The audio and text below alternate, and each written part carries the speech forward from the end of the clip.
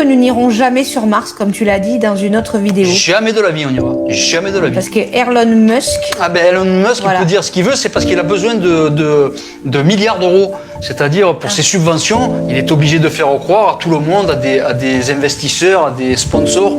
Oh oui, on va aller sur Mars et tout, mais Elon Musk est assez intelligent pour savoir que nous n'irons jamais sur Mars. D'abord parce que il n'y a rien à exploiter sur Mars. C'est-à-dire des gens, quand ils investissent, ils veulent un retour sur investissement. Il n'y a rien, ils vont ramener quoi de Mars? Ensuite, on est dans une ère de stagnation technologique. Alors, je t'invite à aller voir la capsule de Apollo 11 en 1967, 68, 69 et d'aller voir les dernières capsules. C'est les mêmes. Il n'a pas évolué. C'est un tout petit peu plus large, un tout petit peu plus haut.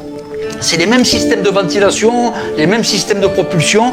Rien n'a changé. Nous sommes dans une ère de stagnation technologique.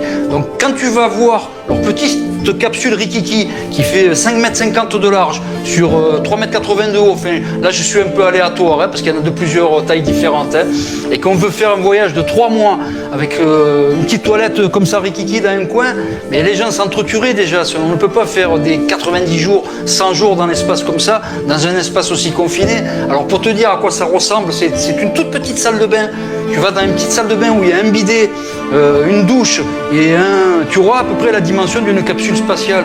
Alors c'est pourquoi, tu vas me dire pourquoi alors ils gaspillent des milliards d'euros pour faire ça. C'est-à-dire il y a une conquête, on appelle ça la conquête orbitale. Il y a un enjeu militaire où on doit conquérir la basse orbite, les orbites intermédiaires et la haute orbite, donc les orbites géostationnaires, à peu près entre 300 et 400 km. Et la basse orbite, c'est-à-dire... non, c'est plus haut que ça, c'est 2-3 000 km. Et la basse orbite, donc 400 km, la station ISS, des machins comme ça, ben, figure-toi que toutes ces études sont militaires. C'est pour placer des satellites espions, c'est pour surveiller s'il n'y a pas des départs de missiles, c'est stratégique tout ça. Mais tu comprends bien que déjà, ils sont soi-disant, je ne vais pas évoquer ça parce qu'on peut se faire censurer aussi. C'est très dur en ce moment, les censures sur YouTube et sur Facebook. Mais est-ce que tu penses que l'aventure qui a mené l'homme sur la Lune, qu'est-ce que ça a fait quoi?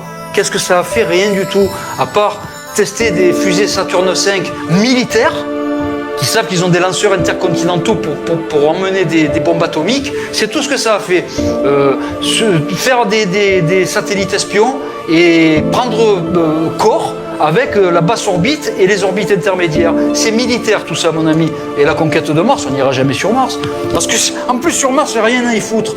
Tu peux envoyer une sonde inhabitée, ça sera pareil que si tu envoies des gugus. Ils vont ramener trois bouts de pierre qui serviront à rien. Voilà, non, mais c'est du flan tout ça. Ne vous laissez pas bercer par tous ces programmes de conquête de Lune ou conquête de Mars, parce que derrière, c'est l'armée. Il y a les militaires derrière tout ça. Et les visées sont purement stratégiques.